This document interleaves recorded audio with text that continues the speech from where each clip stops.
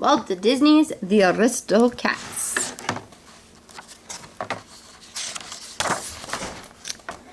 In Madame Bonfil's fine home in Paris, all was peaceful. Well, almost. Me first, Kitten Marie shouted. I'm a lady. Ha! You're not a lady, said her brother Tullios. You're just a sister, said Berlioz. I'll show you, Marie shouted. Marie started after her brothers, and a chase began that brought giggles and then tears as Marie's tail somehow arrived in Berlioz's mouth. Children, said the Duchess, their mother. I was just practicing my biting, Mamma, said Berlioz. Aristocats do not bite, said the Duchess. Come, let's practice being ladies and gentlemen. Soon all was peaceful again, but not for long. Out of the kitchen, someone was planning to do something bad to the Aristocats. Edgar the butler had heard Madame say, I'm leaving my fortune to my dear cats. Edgar may have what's left when they're gone. Edgar had thought, 4 cats, 9 lives each? 4 times 9 is too long. They'll outlive me, unless...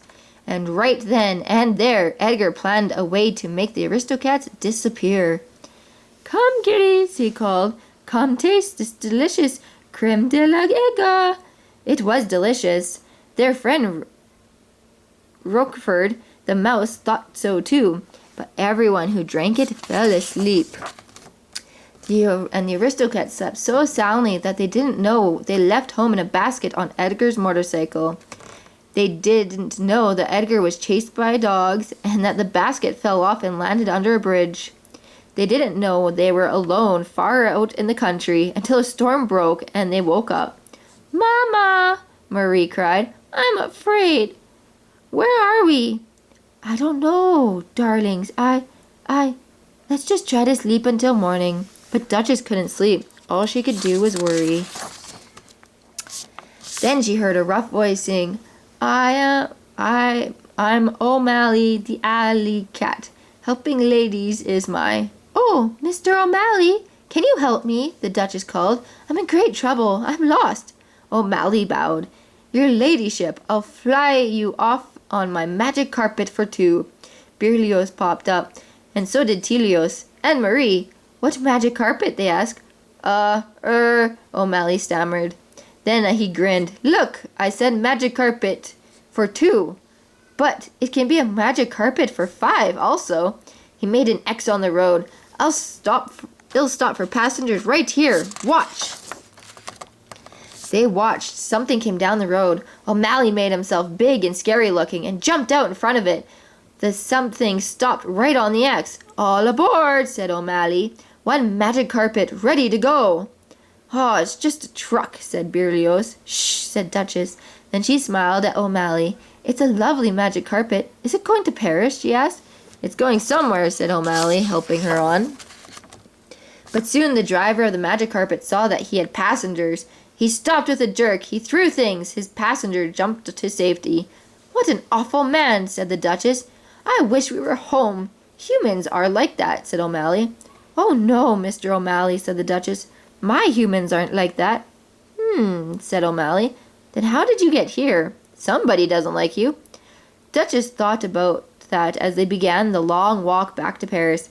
Finally they arrived in the city, so tired they could hardly take a step. We'll stop and rest at my peaceful pad, Omalley said. But the peaceful pad was bouncing with sound. Uh-oh. Friends have stopped by, Omalley explained. We'll go somewhere. I'd like to meet your friends, Mr. Omalley, said Duchess. So Omalley introduced all his swinging musician friends. What fun it was! They played the 4 Aristocats, and Duchess sang for them. Then, after the children were tucked in, Duchess and Omalley talked. Your friends are delightful, said Duchess. How about sharing them? Asked Mr. Omalley. I mean, how about staying here with me, like forever? Marie heard him. She whispered, Mr. O'Malley's going to be our father, maybe. Great, said T. Louise. Shh, said Marie. Listen. Oh, if only I could, said Duchess.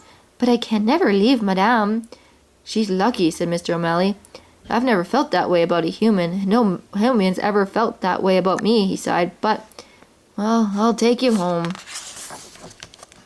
The next day, Omalley watched as Edgar opened the door for the Aristocats. Oh, said Edgar, you're back. How nice to see you back. Looks like they don't need me anymore, said Omalley, and he turned away sadly. But Omalley was wrong. The first thing Edgar did put Duchess and her children into a bag. Then when he heard Madame call, "Are my little dears back? Did I hear them?" Edgar popped the bag of cats into the nearest container and went to answer Madame's call. The 4 Aristocats were stiff with fear. What would happen to them now? The Duchess remembered Rickerford the mouse. "Get Omalley," she called. She told him how to find her new friend. "Hurry!" Rickerford ran out just as Edgar came back with a trunk. "Now," said Edgar, "you're going in this trunk to Timbuktu and never coming back. Onto the baggage truck you go, and away forever." He opened the door. But suddenly, alley cats were everywhere to unlock the trunk and let out the Aristocats. And some, with a little help, put Edgar inside. Now someone else was on his way to Timbuktu. And there were some happy cats who were very glad to stay home. Listen, you can hear a rough voice and a lovely soft voice and 3 little singing voices. Were Mr. and Mrs. Omalley were the 5 Aristocats.